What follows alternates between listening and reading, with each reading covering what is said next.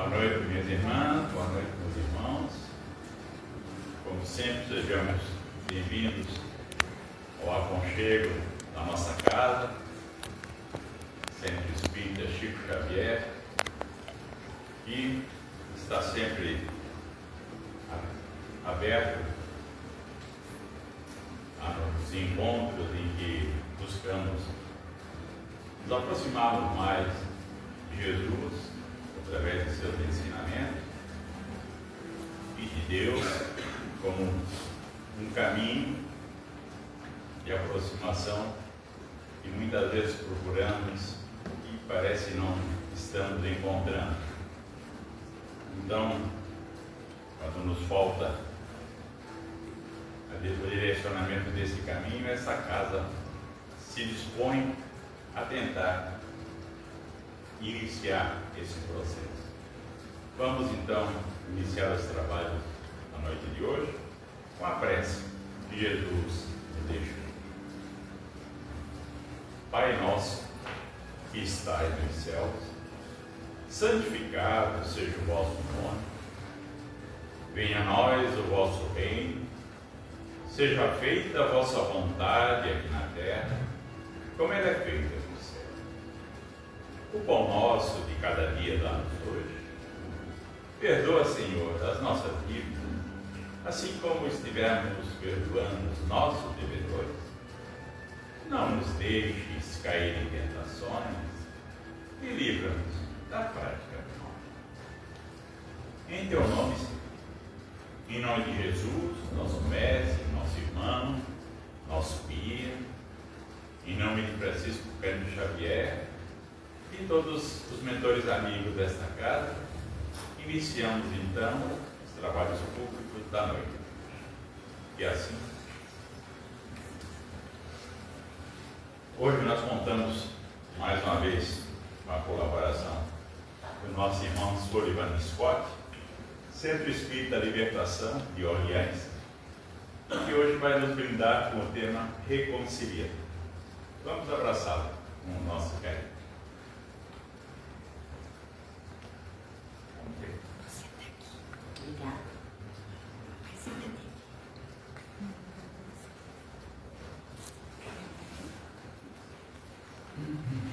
Uma boa noite a todos. Com enorme satisfação, mais uma vez, eu me encontro nessa casa abençoada por Deus e por Jesus, para falar um pouco sobre essa doutrina que tanto nos consola e que tanto nos ilumina, porque certamente, enquanto espíritos imortais que somos, necessitamos de luz para seguir o caminho que precisamos trilhar em nossa existência.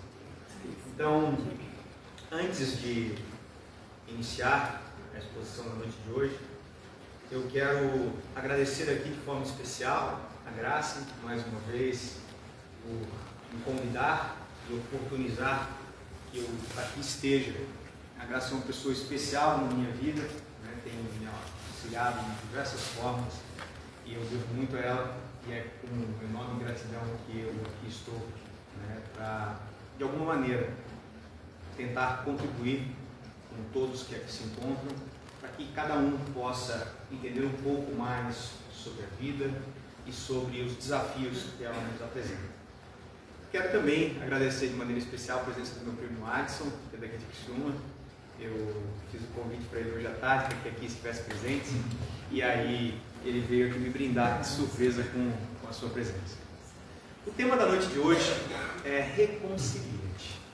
E aí, para nós iniciarmos a reflexão de hoje, eu quero convidá-los a acompanhar o meu raciocínio. Quando nós recebemos, seja através das redes sociais, seja através de um e-mail, ou seja através do WhatsApp, que hoje é muito mais comum nós utilizarmos, uma mensagem encaminhada por um amigo, de que maneira nós recebemos essa mensagem? Quando alguém que nos é muito caro nos encaminha uma mensagem, qual é a nossa sensação ao receber essa mensagem? Alguém que me ama, que me quer bem, está querendo me mostrar algo. quer me mostrar algo que é importante, que é relevante para mim. As pessoas que nos são caras conhecem as adversidades que enfrentamos em nossa vida, elas conhecem as nossas particularidades, e quando leem ou veem algo que diz respeito à nossa existência, que possa nos auxiliar de alguma maneira, elas acabam nos encaminhando. E assim aconteceu comigo. Eu recebi recentemente uma mensagem de um amigo muito especial, que tinha como título a expressão reconcilia-te. E quando eu me deparei com esta mensagem, o título logo me ensejou uma reflexão no seguinte sentido: com quem eu preciso me reconciliar?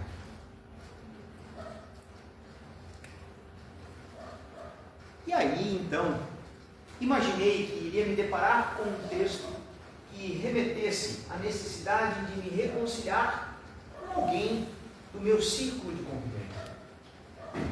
Com alguém que necessariamente eu tivesse tido algum conflito ou tivesse algo a ajustar. Mas, para minha surpresa, ao iniciar a leitura da mensagem, logo percebi que o texto queria induzir era a necessidade que nós temos, uma necessidade preeminente de nos reconciliarmos com nós mesmos. Por incrível que pareça. E por que isso acontece? Espíritos imortais que somos, já vivemos outras existências antes de que aqui estivéssemos vestindo esta veste densa e material feita de carne, a qual, digo de passagem, nós não nos resumimos. Por vezes nos confundimos com este corpo que cultuamos, que procuramos zelar, porque de fato é a nossa morada e assim deve ser. Porém, o corpo que habitamos não é um fim em si mesmo. Somos muito mais que isso. A doutrina espírita nos ensina que temos uma composição trinária, que somos formados por um corpo, por um perispírito e por um espírito, que é uma centelha divina de luz, que traz no seu âmago todas as nossas experiências, as nossas vontades, os nossos desejos. E ao contrário do que sustenta a psicologia moderna, numa visão transpessoal da psicologia, a doutrina espírita nos explica que as nossas vontades, os nossos anseios, eles habitam o espírito e não se resumem à massa cinzenta que chamamos de cérebro. Os nossos pensamentos, as nossas vontades, as nossas decisões, elas não brotam do cérebro, mas sim do espírito que habita este corpo. Se assim não fosse, a inteligência contida no espírito não preexistiria ao túmulo. Ela não continuaria a existir após a morte. E nós, espíritas, não só cremos, como temos a missão e a responsabilidade de levar a todos a ideia de que o espírito ele continua existindo depois da morte. Essa talvez seja a maior de todas as nossas responsabilidades enquanto estudiosos da doutrina espírita e amantes desta doutrina. É como se, quando o assunto dissesse respeito à alma, a espírito, a desencarne, nós fôssemos convocados a falar sobre o assunto por sermos os especialistas a respeito de tal matéria. Não sei se é assim com vocês, mas comigo, normalmente sou lembrado quando alguém desencarna ou quando alguém entre aspas, perde um ente querido, porque nós não perdemos ninguém, nós apenas nos separamos temporariamente. Porque as pessoas encontram e veem no espírita um ponto de suporte, de apoio, no qual ela pode se amparar e receber uma mensagem de esperança com relação à vida após a morte. E se assim somos, espíritos imortais, e que aqui estamos, já frisei isso diversas vezes aqui nesta casa espírita, com o propósito de buscarmos a nossa evolução moral e intelectual e, ao mesmo tempo, contribuirmos para o funcionamento deste universo, porque estes são os dois principais objetivos de toda e qualquer reencarnação. Foi isso que nos foi revelado na questão número 134 do Livro dos Espíritos, quando Kardec questionou aos Espíritos da Verdade qual é o verdadeiro significado e propósito da reencarnação. E eles não hesitaram em responder que é a busca do nosso progresso moral e intelectual, e que, ao mesmo tempo em que buscamos este progresso, nós venhamos a contribuir para o funcionamento da engrenagem divina chamada universo.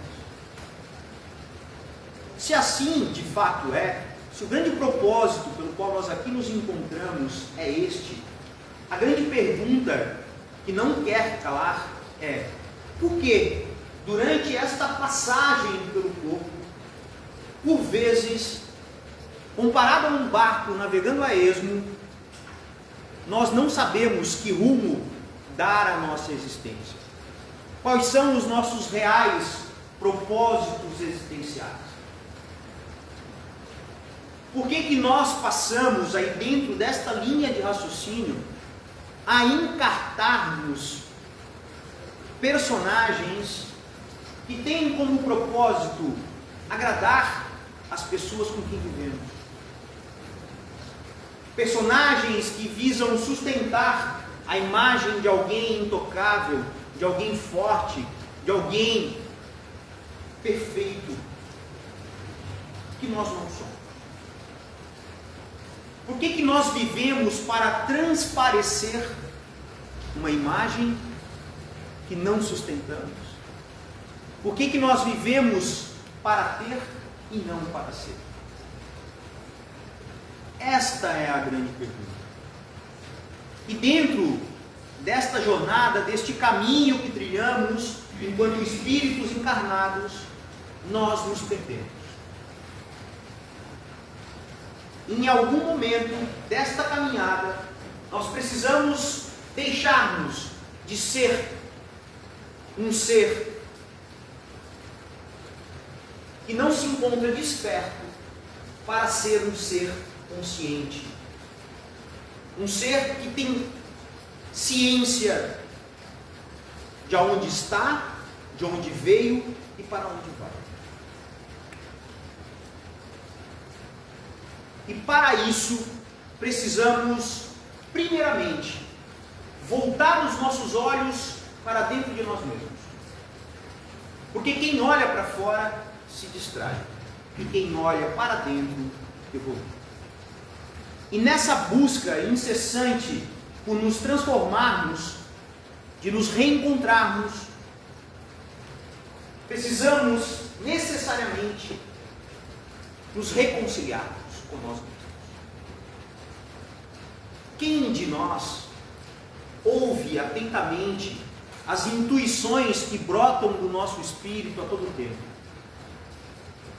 Quem de nós está atento aos seus sonhos, aos desejos que carrega dentro de si e que não revela a ninguém? Pergunto a vocês: vocês estão vivendo para agradar ou para serem agradados?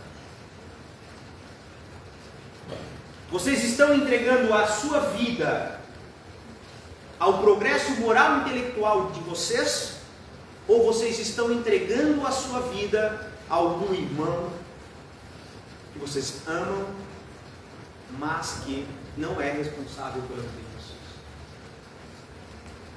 Não é incomum nós ouvirmos as pessoas reclamarem que viveram ou que entregaram a sua vida ao filho, aos filhos, a um relacionamento, a um trabalho. Pois eu me dediquei a vida inteira à minha família e agora me encontro nessa situação. Pois me dediquei a vida inteira ao meu marido e ele me traiu. Porque me dediquei a minha vida inteira a essa empresa e depois de 30 anos sou demitido. Responsabilidade única e exclusiva de vocês. De nós, melhor dizendo. Nós recebemos essa dádiva divina chamada reencarnação. Aqui comumente chamamos de vida, com um propósito. De que venhamos a fazer bom uso dela em nosso próprio proveito. Mas esse discurso, será, Sullivan, não é um discurso egoísta? Egoísmo não se confunde com auto-amor. Quando Cristo nos deixou como maior legado de sua passagem terrena a expressão ame ao próximo como a si mesmo, a primeira mensagem não é a que vem primeiro, ame o próximo. A primeira mensagem é ame a você, para que você possa amar e servir ao próximo. Então, para que você possa ser um bom filho, para que você possa ser um bom pai, para que você possa ser um bom empregado, colaborador, para que você possa ser um bom servidor da casa espírita, você precisa estar bem. Você precisa, primeiramente, amar a si. E precisa ser fiel. Guardem essa expressão. Vocês precisam ser fiéis a vocês mesmos. Antes de ser fiel ao filho, ao marido, à empresa, a qualquer atividade a qual vocês se dediquem, vocês precisam ser fiéis aos desejos e às vontades de vocês. Nesta semana, numa conversa muito íntima com uma senhora, ela reclamava para mim que havia dedicado a sua vida à família. E que ela estava inconformada e triste porque agora, já idosa, em alguns momentos ela se sentia sozinha. Ela se sentia deixada em segundo plano pelos filhos. Ela já havia perdido o marido que havia desencarnado. E murmurava. E aí, olhando nos olhos dela, eu disse: infelizmente, você viveu e entregou a sua vida aos outros quando deveria viver a sua vida primeiramente para você. E agora, você não tem o direito de reclamar que as pessoas que você ama estão vivendo a vida delas com um propósito de satisfazer os seus objetivos. Porque isso é comum. A pessoa entrega o que não deveria entregar a outra pessoa e depois se torna um credor voraz. Cobra sem se questionar, porque entregou. E esse não é um amor verdadeiro, porque o verdadeiro amor, ele dá sem esperar nada em troca. Ele dá, ele doa-se de maneira incondicional. Mas nós, ainda imperfeitos, doamos o nosso amor, que ainda se encontra em estado germinal, né? Estamos aprendendo a amar, e depois cobramos reconhecimento, cobramos gratidão. E tudo isso eu trago à tona para que vocês possam refletir sobre a necessidade que nós temos, às vezes, para não dizer sempre, de primeiramente olharmos para dentro de nós, observarmos aquilo que é de fato a nossa vontade, aquilo que corresponde aos nossos anseios.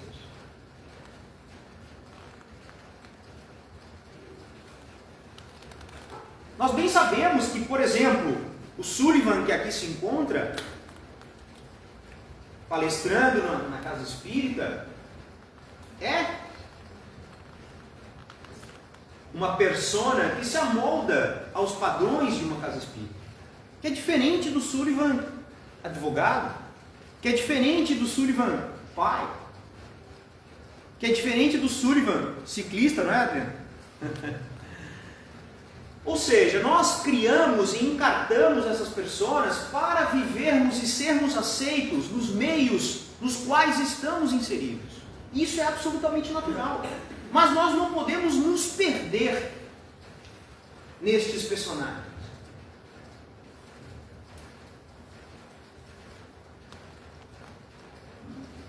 Vocês já se questionaram se vocês são espíritas realmente porque desejam? Porque o espiritismo é algo que completa cada um de vocês? Ou eu vou à casa espírita porque a minha esposa vai?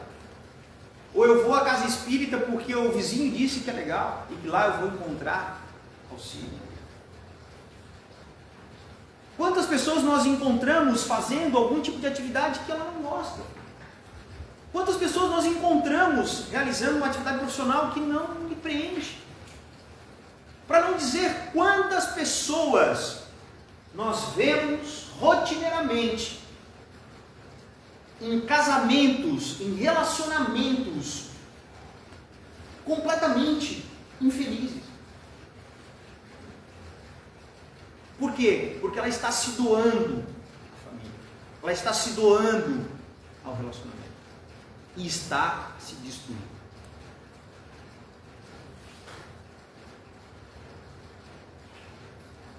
Então, eu não sei porquê, porque cargas d'água, Graça, este amigo me encaminhou um texto intitulado Reconcilia-te, dizendo justamente isso, que somos espíritos imortais, e que enquanto espíritos imortais que somos, trazemos dentro de nós, íncito em nosso coração, de maneira figurada, obviamente, desejos, vontades, experiências, porque em outras vidas já fui João, Pedro, Maria, Paulo.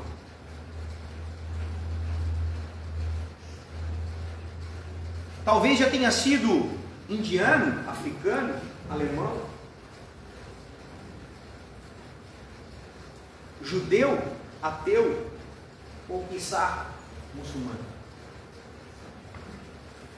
E agora cá estou,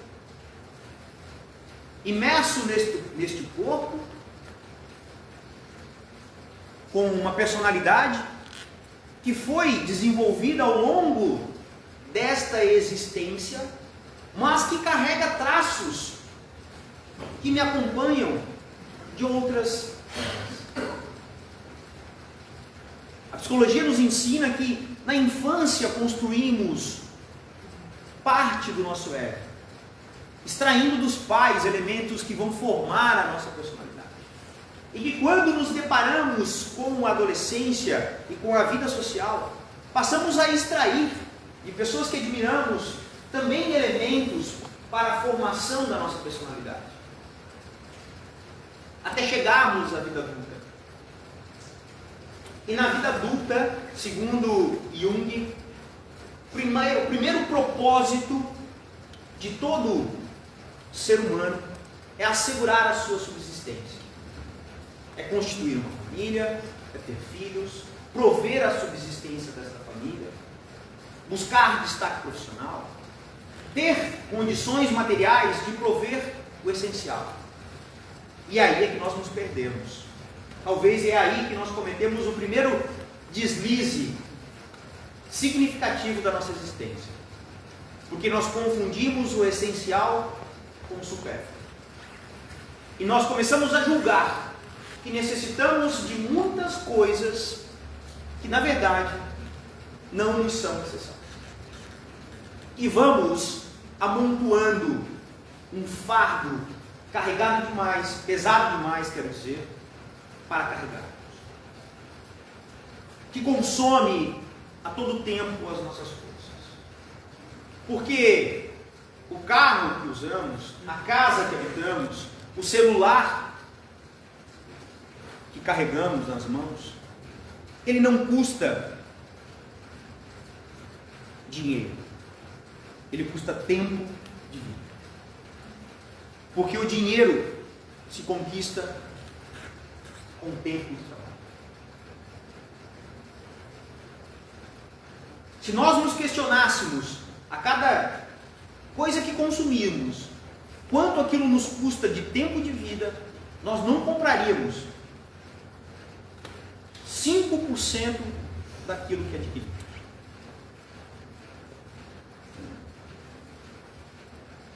E aí então, nesse início de vida adulta, em que colocamos como grande propósito da nossa existência, influenciados pela matéria na qual nos encontramos imersos, a conquista de coisas, nós cometemos, conforme eu disse, o primeiro e talvez o maior dos nossos deslizes existenciais. Até que, com o passar do tempo, quando percebemos que estas conquistas materiais, elas não nos preenchem, que elas não nos satisfazem e que elas acabam caracterizando um ciclo repetitivo e infindável, porque sempre que eu compro algo, isso libera em mim sensações de prazer, e eu preciso repetir este ciclo para continuar e mantê-lo satisfeito. Em algum momento, a nossa consciência desperta. E nós nos damos conta, da mesma forma que uma pessoa que se alimenta de uma maneira não saudável se dá, ou percebe que precisa mudar seus hábitos alimentares. Da mesma forma que alguém que se encontra viciado em substâncias entorpecentes se dá conta que precisa se libertar deste vício. Nós nos damos conta de que nós não estamos aqui para angariar bens. Nós não estamos aqui para agradar outras pessoas. E que nós estamos neste mundo de provas e expiações para buscarmos a nossa evolução moral e intelectual. Que nós precisamos para nos sentirmos completos e preenchidos, caminharmos em sintonia com nós mesmos. Que nós precisamos caminhar em sintonia com as nossas vontades, com os nossos desejos, para que nós não sejamos aquele que é exemplo daquela senhora que eu acabei de comentar a vocês. Quando idosos, sentarmos num sofá, olharmos para alguém e dissermos, tristes, que entregamos a nossa vida a objetivos, a propósitos que não eram nossos.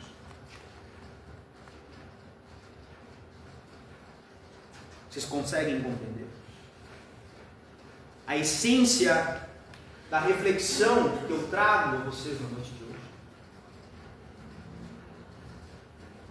E quero dizer duas coisas a vocês, como sempre faço. A pessoa com quem eu conversava era minha mãe. Eu me divorciei recentemente, venho passando por momentos difíceis na minha vida e tenho conversado muito com minha mãe, pois estou morando com ela, sobre a vida. E tenho conversado muito com ela sobre relacionamento. Porque a minha mãe, em um determinado momento da sua vida, optou por viver um relacionamento infeliz com meu pai, para manter a família. Para atender e dar segurança aos anseios dos filhos. Para manter a imagem de uma família irretocável, composta por uma mãe, por um pai e por filhos. Mas ela esqueceu de alguém que era mais importante nesse processo todo. Dela mesma. E aí hoje, quando um filho não aparece no fim de semana na sua casa, ela chora. Por quê? Porque ela espera dos filhos o mesmo reconhecimento, a mesma entrega que ela deu a eles.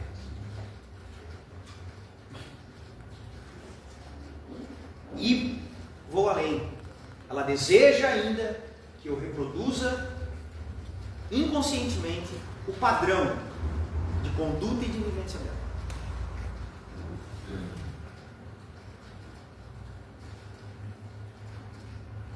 E nós começamos, e nós evoluímos. Por quê, gente? Porque nós estamos aqui nesse mundo para quê? Para aprendermos, para evoluirmos. E de que maneira nós evoluímos? Se não pela dor, se não pelas experiências, se não pelo sofrimento. Sejamos gratos a Deus e a Jesus pelas oportunidades que a vida nos concede.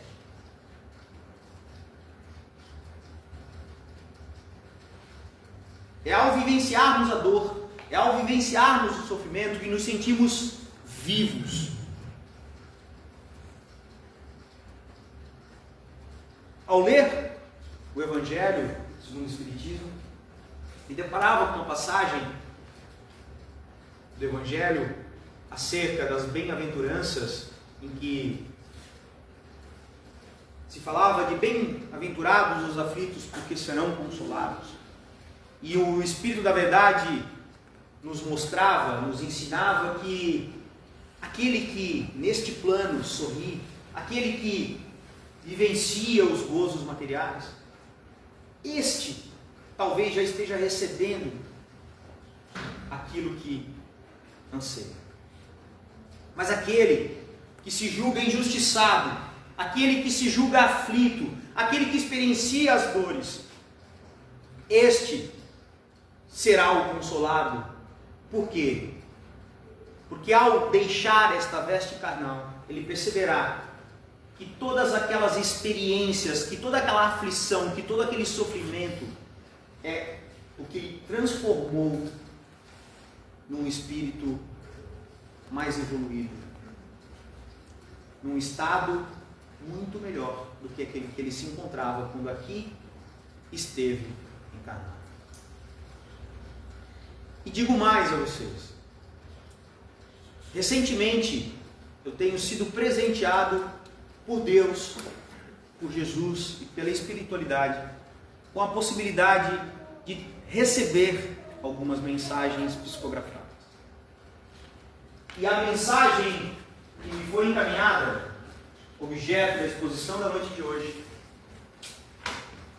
não foi encaminhada por um amigo encarnado, mas sim por um amigo espiritual. E eu agora passo a ler a vocês a mensagem que resume a exposição da noite de hoje. Então eu peço que vocês se coloquem de uma maneira confortável e que prestem atenção nestas palavras, porque elas muito me serviram e espero que elas sirvam também a vocês. O título diz assim: Reconcilia-te. Quando reencarna, o espírito traz consigo um cabedal de experiências, de vivências, que constituem o seu próprio ser. É ele resultado de suas vivências pretéritas. Como uma página em branco, criado simples e ignorante, ao longo de suas sucessivas reencarnações, segue construindo sua história. Ao nascer, passa a vestir veste carnal, a qual não se resume.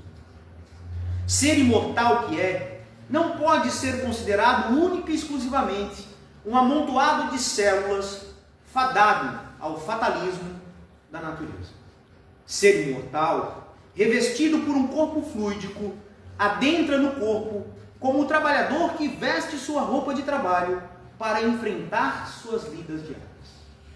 O espírito encarnado regressa à carne com o propósito inadiável de buscar seu aprimoramento, galgando degraus em sua escala evolutiva. Fadado que está à angelitude, a cada nova existência caminha, inexoravelmente, rumo à perfeição. Nesse processo de idas e vindas, por vezes sucumbe às influências da matéria, relegando a segundo plano seus reais propósitos existenciais.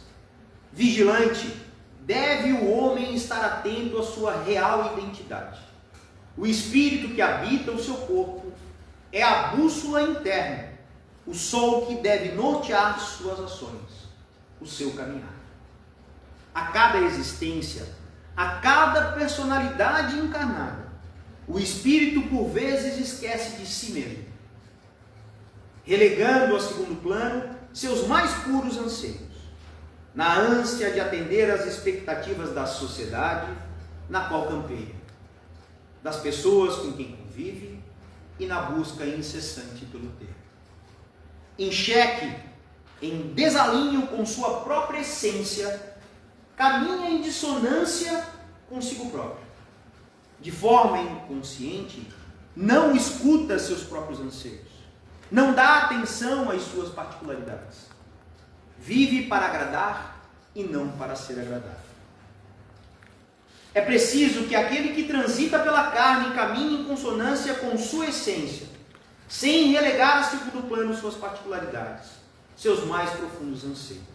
O homem encarnado recusa-se a reconciliar consigo mesmo, a voltar seus olhos para o seu interior e escutar e ouvir o que ele, enquanto espírito, de fato anseia, sufocado pelas expectativas sociais. Ele acaba caminhando a esmo. Antes de atender à vontade do próximo, do meio em que vive, o espírito encarnado deve estar atento e ouvir seus próprios reclamos, suas efetivas necessidades. Somente esta identidade entre aquilo que apresenta e aquilo que almeja internamente é capaz de preencher o vazio existencial que carrega consigo e dar real significado à sua existência. Por isso, reconcilia-te contigo mesmo, pautando tuas ações pela bússola interna que carregas dentro do teu peito e nos ensinos do Mestre Jesus. Pois assim experimentarás a paz do Espírito, o reino dos céus que te foi prometido. Pratica o bem sem hesitar, ama o próximo e reconcilia-te contigo mesmo, para que possa ser um único e integral ser, sem máscaras, que agradam aos outros, atenção a isso, sem máscaras, que agradam aos outros, mas desagradam a ti e ao teu Pai que está no céu. Que assim seja.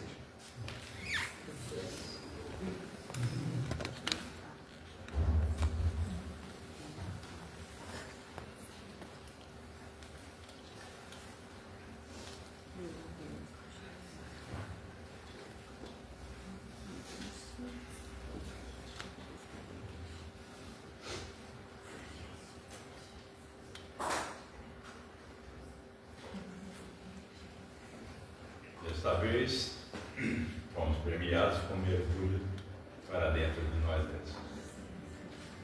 Mergulho profundo. E, falando por mim, raramente a gente se busca exercitar.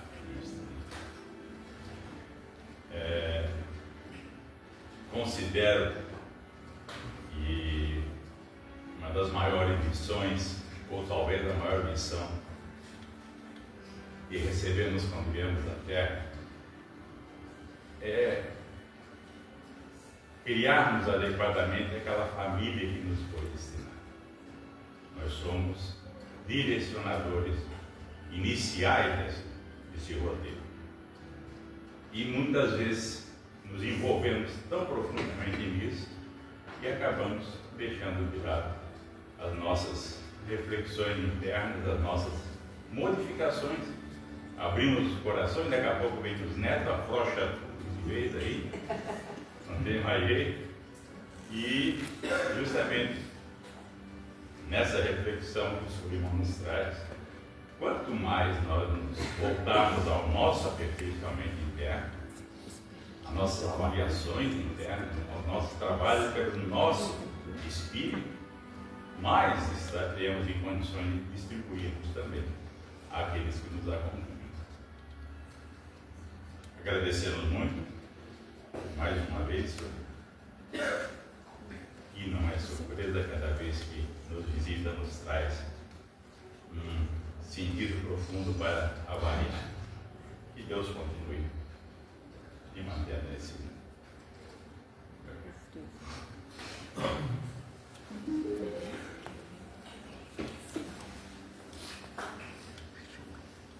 Continuando então a nossa atividade da noite de hoje, nós vamos procurar nos unir um pouco mais naquele abraço caloroso, de mentes puras, se buscando e se elevando ao Pai, para realizarmos essa conexão com Ele, a transmissão dos nossos pedidos, a transmissão das nossas necessidades, a transmissão ao Pai das necessidades de todos aqueles irmãos que nós consideramos carentes fisicamente, moralmente, espiritualmente, de alguma forma, para que o Pai consiga dar a cada um o alento, o amparo, a esperança e a expectativa de um dia melhor amanhã. Aproveitemos especialmente hoje para elevarmos ao Pai em conjunto os nossos pedidos em favor daqueles nossos irmãos que foram tão brutalmente atingidos por aquele cataclismo que alcançou o nosso país vizinho, a Venezuela, não tanto pelos que escaparam, mas sim por aqueles que ainda lá se encontram, tentando buscar um fio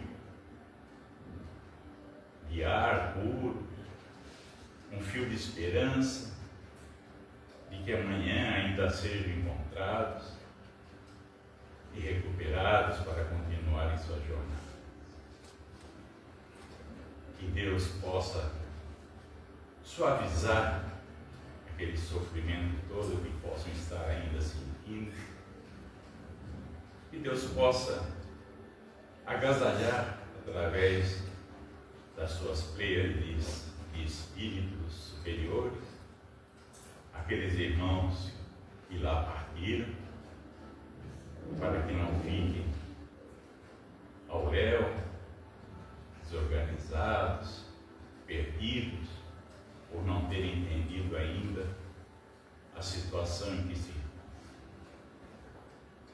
E esses espíritos amigos, que certamente estão desenvolvendo esse trabalho já desde o primeiro instante, possam agasalhar cada um daqueles irmãos que deixaram o seu corpo aqui na terra para continuarem a sua jornada espiritual.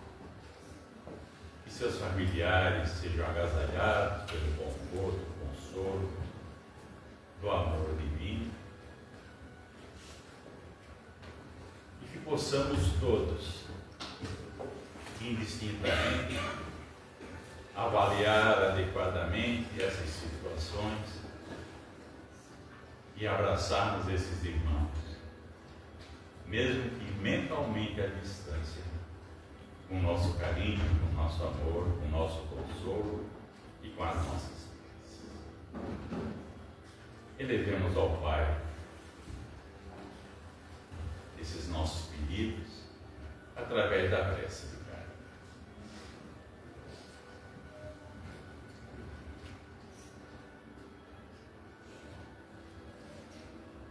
Deus, nosso Pai, e sois todo poder e bondade.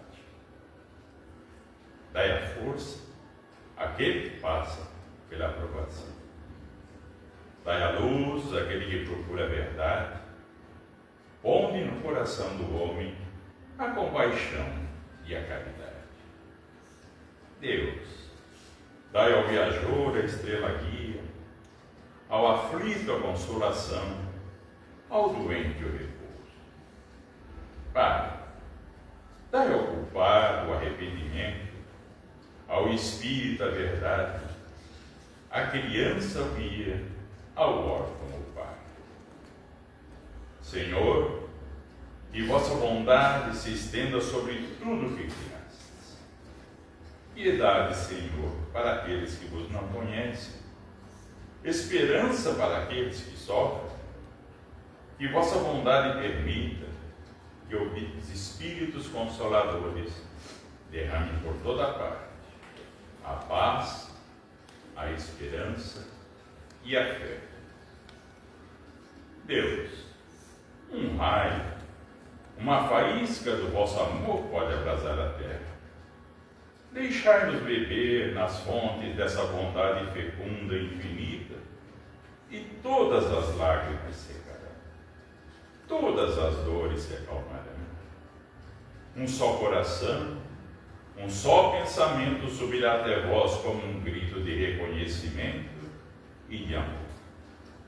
Como Moisés sobre a montanha, nós vos esperamos com os braços abertos, ó bondade, ó beleza, ó perfeição, e queremos de alguma sorte merecer a vossa misericórdia. Deus, dai-nos a força de ajudar o progresso, a fim de subirmos até vós. Dai-nos a caridade pura, dai-nos a fé e a razão, dai-nos a simplicidade, que fará de nossas almas o espelho onde se deve refletir a vossa imagem. Que assim seja.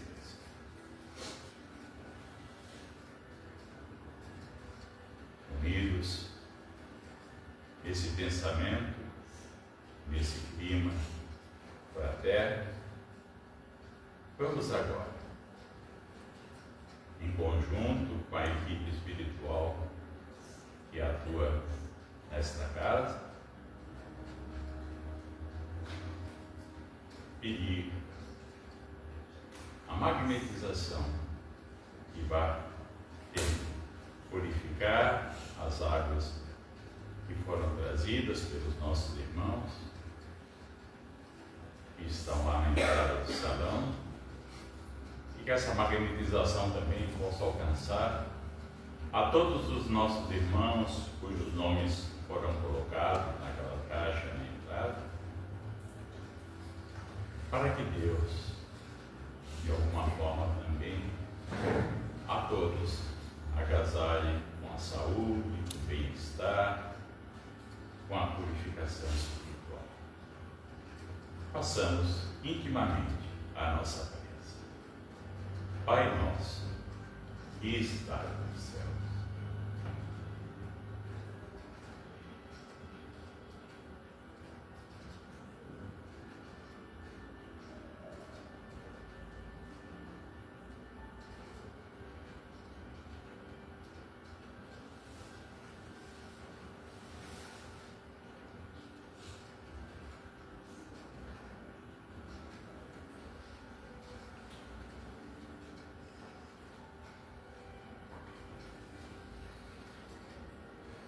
que assim seja.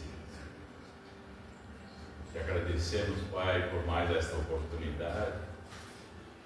Pedimos que nos conduza aos nossos lares com segurança e harmonia. E assim, em teu nome, Senhor, em nome de Jesus, nosso mestre, nosso irmão, em nome de Francisco Cândido Xavier e de todos os nossos mentores amigos desta casa, nós damos então por encerrada esta parte do nosso trabalho. E assim